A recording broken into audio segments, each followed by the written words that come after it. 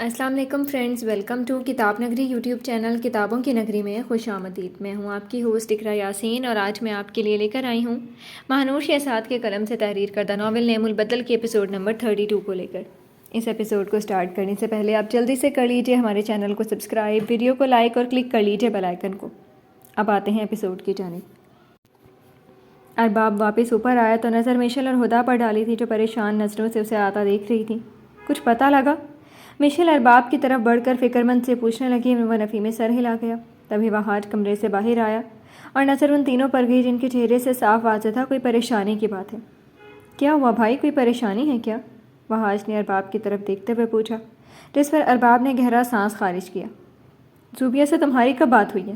ارباب نے سنجیدہ نگاہوں سے اسے دیکھتے ہوئے سوال کیا۔ میری شام میں ہوئی تھی، مگر آپ کیوں پوچھ رہے ہیں؟ وہاج نے ناسمجھی سے ارباب کو جواب دیتے ہوئے بدلے میں پوچھا۔ تمہیں کچھ معلوم ہے اس کا وہ کہاں ہے؟ ارباب نے اس سے ایک اور سوال کیا۔ وہاج پریشان نگاہوں سے ارباب کو دیکھنے لگا۔ میشل کے روم میں تھی نا، وہ تو وہیں ہونی چاہیے۔ وہاج نے ارباب کی بات پر سنجیدگی سے جواب دیا۔ ارباب نے میشل کی جانب دیکھا، میشل نے ارباب کو دیکھا۔ وہ نہیں ہے وہاج وہاں، ارباب نے اسے بتایا۔ وہاج نے باری باری تینوں پر نظر ڈالی۔ ایسا کیسے ہو سکتا ہے؟ کہاں جا سکتی ہے وہ؟ یہیں کہیں ہوگی نا؟ وہاج بے چین سا کہتے ساتھ آگے کی طرف بڑھنے لگا۔ ہم نے پورا گھر دیکھ لیا وہاج بھائی، وہ کہیں بھی نہیں ہے۔ ہم تینوں بیٹھ کر باتیں کر رہی تھی، اس نے کہا تھکاوٹ ہو رہی ہے، اسے میں چائے بنانے گئی۔ ہدا چینج کرنے کے لیے باتھ روم گئی، مگر جب ہم دونوں واپس آئے تو زوبیہ وہاں موجود نہیں تھی۔ سمجھ ہی نہیں آ رہا کہاں چلی گئی۔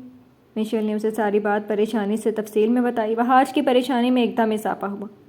وہ کیوں جانا چاہے گی کہیں؟ اسے خود نہیں معلوم صبح نکاح ہے اس کا۔ وہاج معاف ذہن کے ساتھ سوچنے لگ گیا۔ کڈنیپ بھی تو ہو سکتی ہے وہ۔ ارباب نے اپنے ذہن پر زور ڈالتے ہوئے اندازہ لگایا۔ تینوں اس کی طرف متوجہ ہوئے۔ کون کرے گا کڈنیپ اسے؟ کون کر سکتا ہے یہ کام؟ میشل نے ارباب کی جانب دیکھتے ہوئے پوچھنا چاہا۔ اروپ، ارباب نے بے اختیار لفظی جواب دیا۔ ارباب وہ ایسا کیوں کرے گی؟ زوبیہ کے ساتھ ہی کیوں؟ میشل نے نفی میں سر ہلاتے ہوئے اس کی بات کو سنجیدہ نہ لیتے ہوئے کہا۔ وہ اپنی بے عزتی کا بدلہ لینے کے لیے کچھ بھی کر سکتی ہے میشل، میں اسے جانتا ہوں، مانو یا نہ مانو یہ کام اسی کا کیا ہوا ہے، ارباب اعتماد بھرے لہجے میں کہتے ساتھ ان تینوں کو بھی سوچنے پر مجبور کر گیا۔ بھائی آپ کو معلوم ہے وہ کہاں ہوگی؟ وہاج نے بےتابی سے پوچھا۔ وہ نفی میں سر ہلا گیا۔ مگر ڈھونڈنا پڑے گا اسے ہر حال میں، چلو میرے ساتھ، ارباب وہاج سے کہتے ساتھ آگے کی طرف قدم بڑھا گیا۔ وہاج بھی اس کے ساتھ آیا۔ میشل اور ہدا بھی ان کے پیچھے گئے۔ کہاں جا رہے ہو تم دونوں؟ احمد صاحب کی نظر وہاج اور ارباب پر گئی۔ بھاری لہجے میں پوچھنے لگی۔ جعفر کے گھر جا رہی ہے ڈیڈ، ارباب نے خود کو نارمل ظاہر کرواتے ہوئے انہیں جواب دیا۔ اچھا، مگر صبح جلدی آ جانا، بہت کام ہے۔ احمد صاحب اسے تنبیہ کرتے کمرے کی طرف بڑھ گئے اور وہ دونوں باہر کی طرف چل دیے۔ ارباب نے ڈرائیونگ سیٹ سنبھالی جبکہ وہاج فرنٹ سیٹ پر بیٹھا۔ ارباب تیز رفتاری سے گاڑی سڑک پر دوڑا گیا۔ یہ ناول آپ کتاب نگری یوٹیوب چینل پر پڑھ اور سن رہے ہیں۔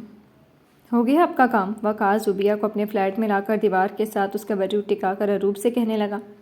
وہ مسکراتے ہوئے کمرے کی لائٹ آن کر گئی اور زوبیہ کی طرف بڑھی۔ میرے پیسے؟ وقاص نے فوراً سے اس سے کہا۔ اروپ نے نظر اٹھا کر اسے دیکھا۔ میں کہیں بھاگ نہیں رہی ہوں، اروپ اسے سخت لہجے میں کہتے ساتھ اس کا چہرہ سامنے کرنے لگی۔ میشل کی جگہ زوبیہ کو دیکھ کر اسے شوق لگا۔ یہ میشل تو نہیں ہے، زوبیہ ہے، اروپ نے وقاص کو دیکھتے ہوئے اسے بتایا۔ وقاص نے گردن موڑ کر فوراً دیکھا۔ زوبیہ کو دیکھ کر وہ اپنی جگہ ساکت ہو گیا۔ اسے اپنی آنکھوں پر یقین نہیں آیا تھا، یہ وہ کیا کر گیا تھا؟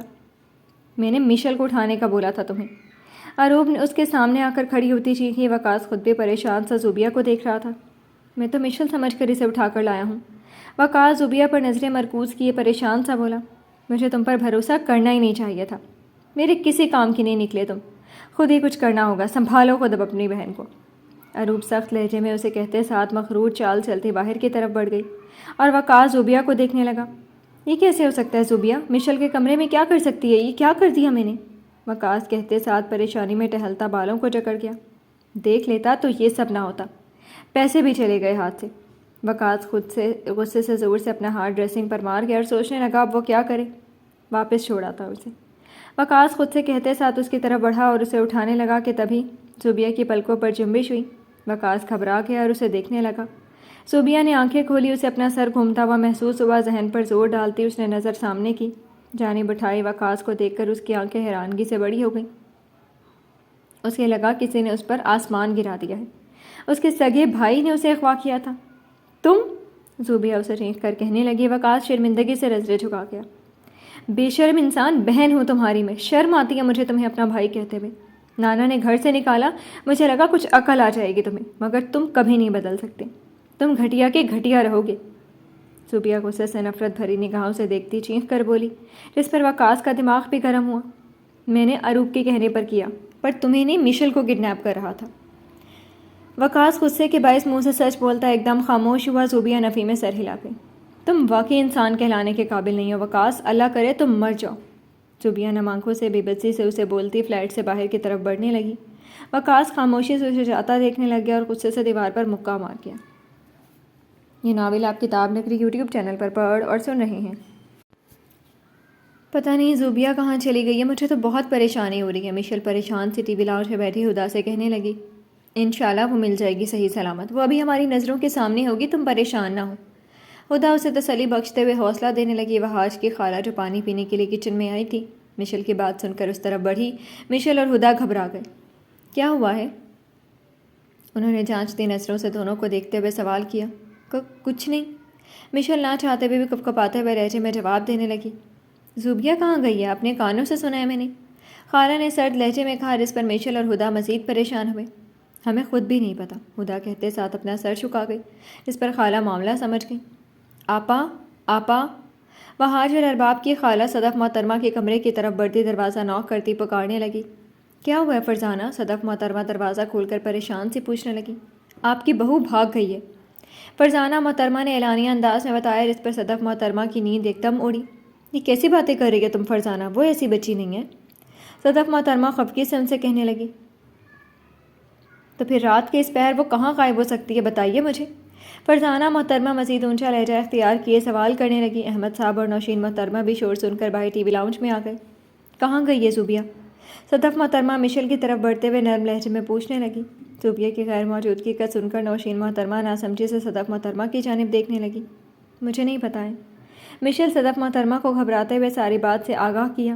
نوشین محترمہ بھی بے حد پریشان ہو گئی۔ گارڈ موجود ہے باہر، کوئی کڈنیپ کرنے نہیں آ سکتا، اس سے یہی ثابت ہوتا ہے نا کہ وہ بھاگی ہے۔ فرزانہ محترمہ طنزیہ انداز میں نوشین محترمہ پر نظریں جمائے بولی۔ باقی گھر کے فرد اور مہمان بھی وہاں اکٹھے ہو گئے تھے۔ کیا ہوا ہے؟ عاطف ملک سب کو اکٹھا دیکھ کر باروب لہجے میں پوچھنے لگے۔ آپ کی نواسی غائب ہوئی پڑی ہے، نہ جانے نکاح سے ایک رات پہلے اس وقت کہاں بھاگ گئی ہے۔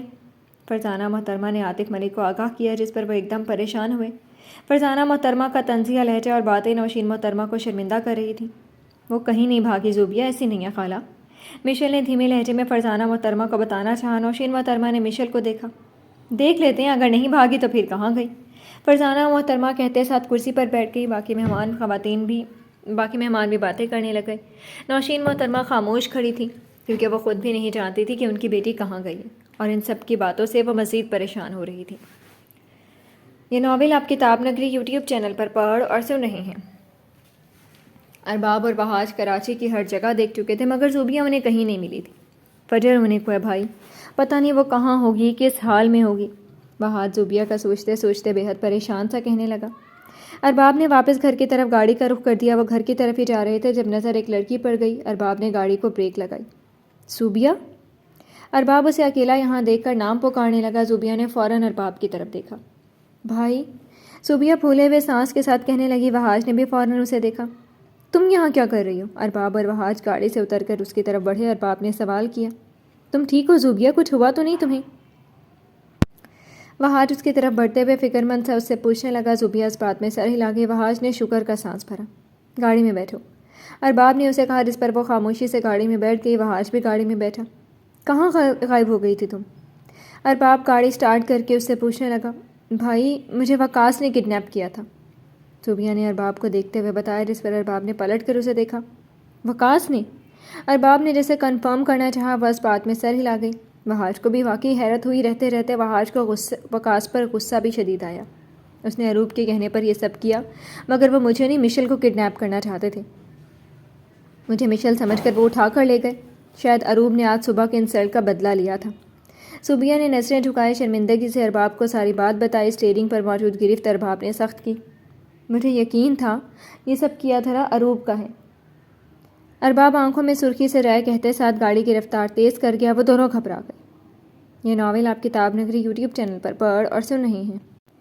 سب لوگ ٹی وی لاؤنج میں بیٹھے ہوئے تھے. نوشین محترمہ کی برداشت اب ختم ہو گئی تھی. ان کی آنکھوں سے آنسو بہنے لگے تھے. ایک تو یہ سب زوبیہ کے کردار پر انگلیاں اٹھا رہے تھے, اتنی عجیب عجیب باتیں کر رہے تھے جس پر ان کا دل مزید اداس ہو رہا تھا, اور اوپر سے زوبیہ کا بھی کچھ پتہ نہیں لگ رہا تھا. تبھی ارباب وہاج اور زوبیہ ٹی وی لاؤنج میں داخل ہوئے. سب کا دھیان اس طرف گیا.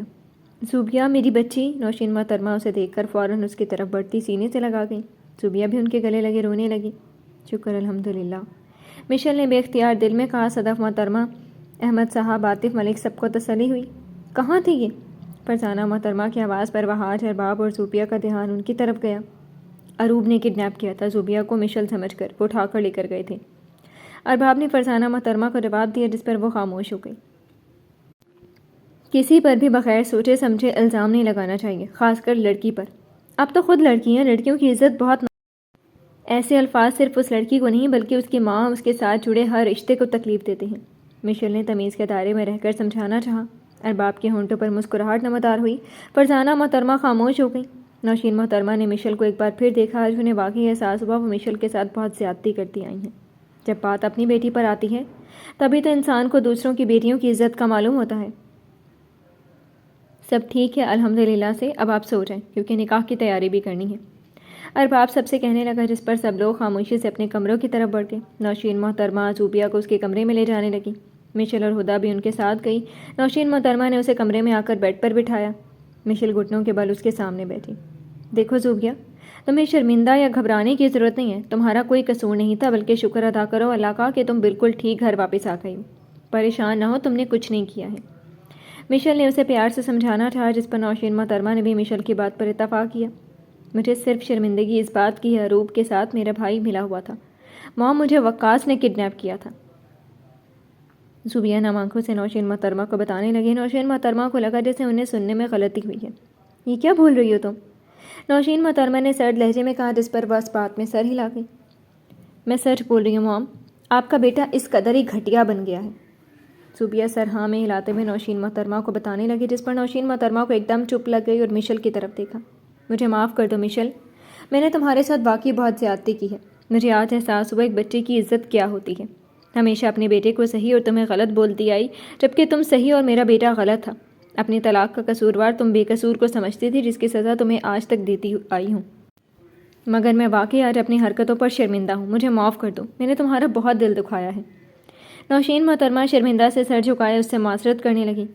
میرے دل میں کوئی بات نہیں ہے پھپھو, آپ بڑی ہیں, میری آپ کو کچھ بھی بول سکتی ہیں. آپ کا دل صاف ہو گیا میری طرف سے, میرے لیے یہی بہت ہے. مشل فوراً مسکراتے ہوئے کہنے لگی, جس پر نوشین محترمہ نے اسے گلے لگایا. مشل کی مسکراہٹ گہری ہوئی اور یہ دیکھ کر ہدا اور زوبیہ بھی مسکرا دیے. میں مرجان کو دیکھتی ہوں, آپ زوبیہ کا خیال رکھیں. مشل ان سے الگ ہوتی اٹھ کر کھڑی ہوئی. ہدا خاموشی سے سب دیکھ رہی تھی. تم بھی سو جاؤ ہدا, مشل مسکراتے ہوئے نرمی سے اسے کہنے لگی, جس پر ہدا اس بات میں سر ہلا گئی.